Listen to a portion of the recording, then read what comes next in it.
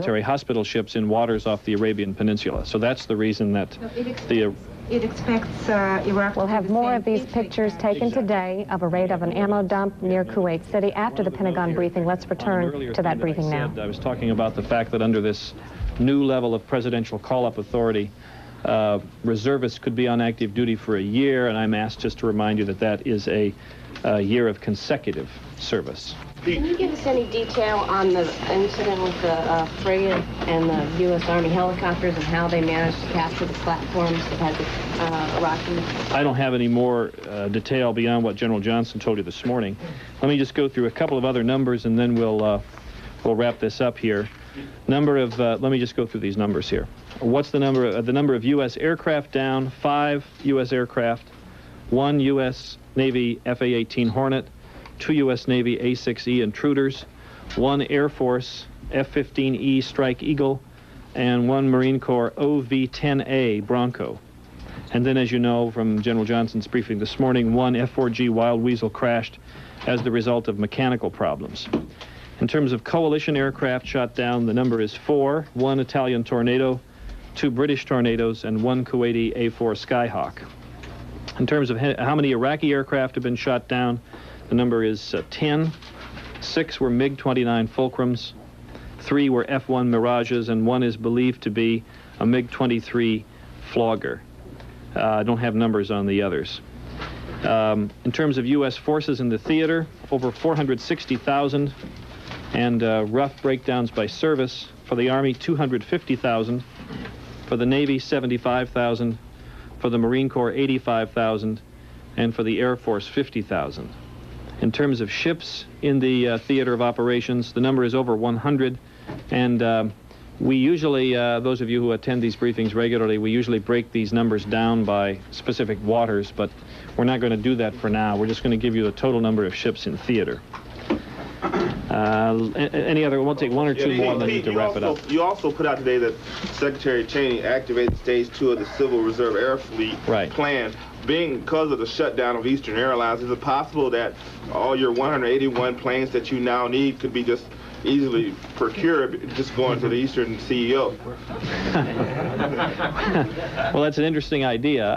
The civilian or the Ready Reserve Air Fleet, the CRAF, like a Civilian Reserve Air Fleet, is a deal that we enter into with each major air carrier, and in return for some preferential treatment in government contracting and that kind of thing, they agree to provide us aircraft in the times of emergency. We've simply gone to the next level to get a few more planes. So that we'll continue to follow that way rather than any other novel arrangement. On the Scud missiles, General Schwarzkopf said yesterday the U.S. had confirmed 6 of the mobile launchers had been destroyed. Have you got an updated number on that? I don't have any updated numbers on Scuds for you. Current number on that? On sorties? I believe the right number, didn't General Kelly give you that number already? I think the number is 4,700. That's sorties, total sort. We realize that we've given out some slightly different numbers, so we are now all on the same standard here. Let me just finish the answer. That's total number of sorties flown. It includes bombing missions, combat air support, suppression of enemy air defenses, refueling, that kind of thing. Can you give us a number? Let me see. Hold on, Michael. Hold on a second, Michael. Katie had a question here that I interrupted. Never mind. I got my number. Okay, go ahead. Can you give us the number? When people think of sorties, what we usually think of is planes going to attack Iraqi forces. Now, your larger number counts planes, bringing supplies to air bases, carrying things around. Can you give us the number of actual that represents actual attacks on Iraqi forces? I'm not sure that gives. Let me see if I can get that number for you. I understand. We've been trying to get that. There's a report about skirmishes of some sort between Marines and Iraqi troops in Kuwait. Do you have anything on that? Don't have anything beyond what General Johnson had this morning. Could you clarify the number of Tomahawk cruise missiles that have been fired? I don't think that I have that here. I had it just before, but now I see that I'm up here, I don't. I'll get that for you right after the briefing. We've got it. I just don't have it here with me. So far, the threat to Israel has been just from Scud missiles.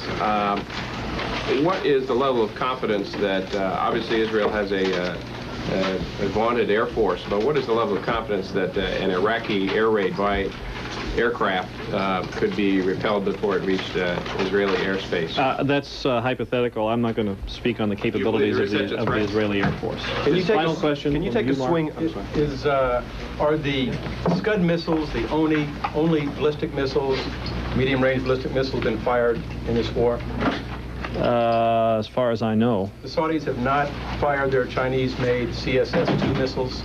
Not that I know of. Pete, what is the number of the missing U.S. Military personnel, missing or dead?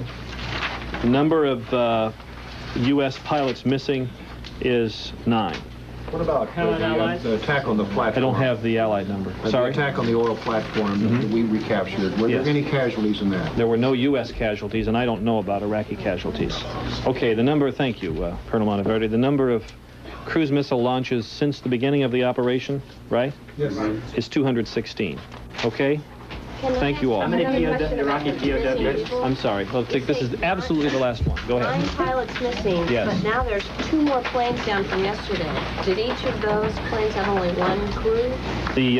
I don't know how that breaks down, Has but anybody been recovered or rescued? let me check on that. Thank you all very much. Next briefing, Next briefing. That was Pete Williams, the Pentagon spokesman, updating us on the latest situation over here, providing a lot of information. This was probably the most optimistic briefing by any of the U.S. Military planners. Briefing by Lieutenant General Tom Kelly that we just had here. He suggested that the United States, in effect, now does indeed own the skies. He said that the U.S. can achieve air superiority basically at will, even though many of the Iraqi fighter aircraft have moved north to bases further away from the Kuwaiti frontier. Certainly the whole issue of Scud missiles was very much on the minds of these officials who briefed us. The United States has not yet destroyed all of Iraq's mobile Scud missile launchers. Both Defense Secretary Dick Cheney as well as Lieutenant General Kelly a little while ago suggested that the problem still remains a serious problem, especially for Israel where those Scuds seem to be directed. But General Kelly made it clear that with every day that problem seems to be reduced somewhat. He pointed out that on the first night of the attacks, there were 7 Scuds launched at Israel, 1 towards Saudi Arabia, and last night there were 3. So the assumption is that Scud, the number of mobile Scud launchers is being reduced. For the time being, let's go back to Cheryl Atkinson in Atlanta. Thank you, Wolf. Stand by, if you will, so that we can bring you back into this conversation in a few minutes. Joining us here in Atlanta is retired U.S. Air Force Major General Perry Smith. He's an expert on air warfare, including those Scud and Patriot missiles. We heard Pentagon spokesman Pete Williams say something pretty interesting, that along with those new Patriot missiles being sent to Israel are U.S. crews to operate them. This is an enormously powerful statement on the part of the United States to defend Israel. And the first time in the long history of the United States' relationship with Israel, United States forces using United States weapon systems are defending Israel. So this is the big story, and it's an important one, and they're on the scene now. We saw the pictures of them arriving. Here they are here. They're already in Israel setting up. These are operational crews from Europe, and therefore they'll be ready to go right away. And in addition, of course, the Israeli Patriots, they're working hard to get them up. So now we have an opportunity now to defend Israel. That doesn't mean they couldn't get a Scud through, but now it's going to be much tougher. This may explain why the answer to the question that a lot of people were asking, why weren't the Patriot missiles that were already in Israel used before? Apparently, Israel doesn't have anyone that has completed the training to operate them. The problem with the Patriot is a very complicated system, and it's a long training program, many months, and they just didn't get it cranked up fast enough, and that was a mistake in retrospect, but now that's been repaired, and the situation's much better. Now, there's another very important point relating to the Scuds, and that is, when Kelly says the skies are clear, that means our surveillance systems, our air surveillance systems, can get in a lot closer and can look much closer at those areas where the Scuds are. So the chances of finding those mobile missiles now and mobile missile launchers is much higher. So we're working the problem on both ends, and it's an optimistic story in both cases. Tell us what the Patriot missiles do. They basically go up and intercept either an aircraft or an incoming missile. The magic of the Patriot is the first system ever that can intercept a ballistic missile coming in, a tactical ballistic missile, which is what the Scud is about. It's already been proven. We shot one down in Saudi Arabia. If they shoot again from Iraq, the chances are those Patriots will jump up and intercept those missiles, although there's always a possibility that one or two could get through.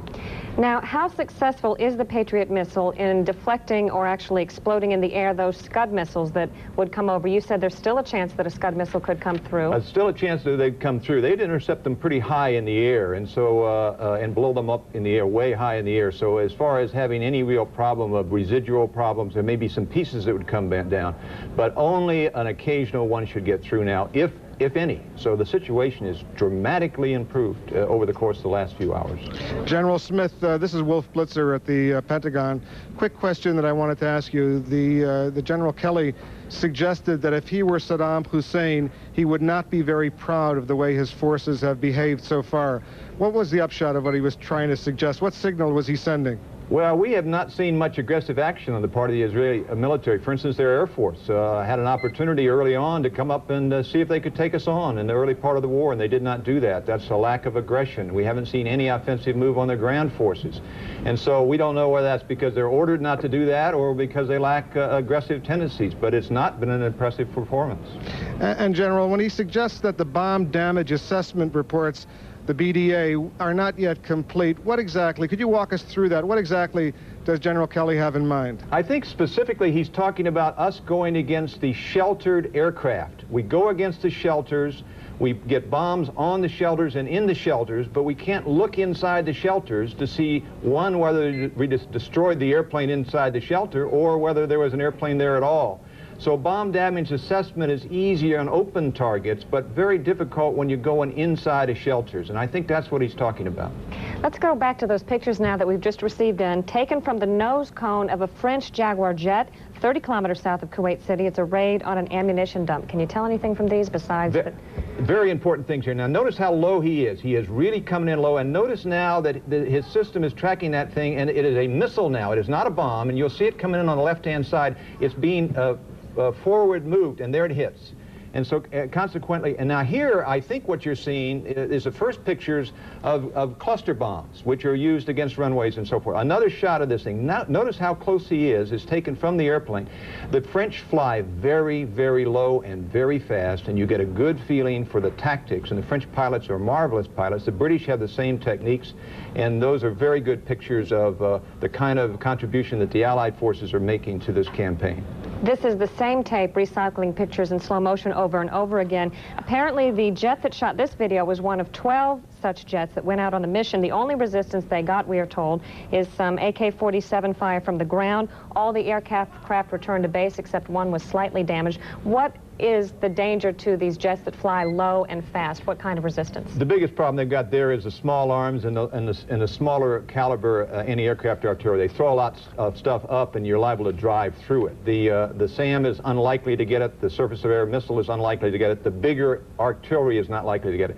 So they'll come home with some holes in them, but usually small holes, and they'll probably make it back, most of them. We are about to see the slowest shot yet, I'm told, coming up of this missile going into the ammunition site. Okay, this is probably the slow motion shot. So you see in slow motion, it'll help you pick up the missile as it comes in.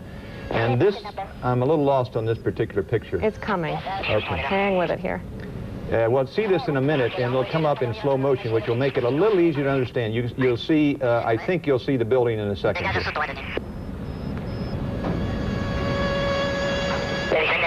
This is a French system, and I'm not all that familiar with it, so I can't give you quite the same description I can with some of the Air Force, U.S. Air Force systems. Certainly 12 jets going in to accomplish this goal would be able to do a lot of damage to an ammunition dump. Well, in addition, they're spreading those cluster munitions. You saw a lot of flashes. Those are cluster munitions they throw out, and little bomblets go down and do damage across a broad target area. This tape just came to us, and we haven't had a chance to look at it very much before it hit the air. It's unedited, and that's why it looks a little messy here. Now, I got to tell you, the pilot's seen a lot more than we're seeing in this particular case. Now, I think this is the one. Okay, here he is going against this big storage building. We've seen this before, but I think now we're going to see it in slow motion. And on the left-hand lower part of the screen, you'll see the missile, which is a forward-firing missile. This is not a glide bomb. This is a forward-firing missile. We have them called Mavericks. I'm not sure which French missile this is, but shortly you'll see it coming in from the left-hand side, about where it says French, and it goes right into the front door of this large storage building. And how is that being guided? I'm not sure. Probably electrical optical system. Okay. But I'm not sure because I didn't have any information before this tape came in, and I'm not sure of this French system. I think we'll see it coming in now. Just watch where the French sign is. There it goes. Yeah. It went very fast. Slow motion, one more time we're going to get to see it. There are the cluster bombs back there, dropped out behind the airplanes, and what they do is they go down and they hit all kinds of things. One more time, we're going to see it coming in from the left-hand side. It moves still pretty fast. Watch right where the French is, and it'll come from left to right. Here it comes. There it is, coming in slowly. You see it, it's going off to the right. That's a forward fire with a warhead on the front nose, and it hits, and we don't see much after that. You notice how close he is. These are very low shots. Very interesting. Thank you for helping us analyze those pictures that we just have in. Major General Perry Smith, retired U.S. Air Force Major, thanks for joining us. We'll have more information and more on the war coverage right after this break. Over 460,000, and rough breakdowns by service. For the Army, 250,000. For the Navy, 75,000. For the Marine Corps, 85,000, and for the Air Force, 50,000. In terms of ships in the theater of operations, the number is over 100, and we usually, those of you who attend these briefings regularly, we usually bring 5 U.S. aircraft, 1 U.S. Navy F/A-18 Hornet, 2 U.S. Navy A-6E Intruders, 1 Air Force F-15E Strike Eagle, and 1 Marine Corps OV-10A Bronco. And then, as you know from General Johnson's briefing this morning, 1 F-4G Wild Weasel crashed as the result of mechanical problems.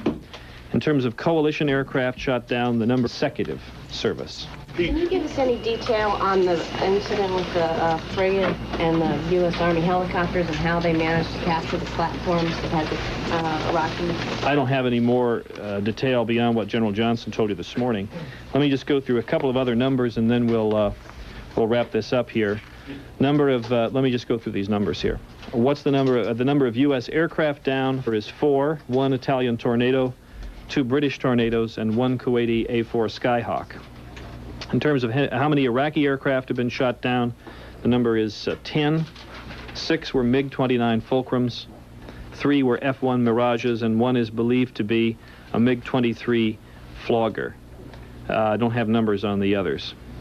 In terms of U.S. forces in the theater, military hospital ships in waters off the Arabian Peninsula. So that's the reason that It expects Iraq. We'll have more of these pictures taken today of a raid of an ammo dump near Kuwait City after the Pentagon briefing. Let's return to that briefing now. I was talking about the fact that under this new level of presidential call-up authority, reservists could be on active duty for a year, and I'm asked just to remind you that that is a year of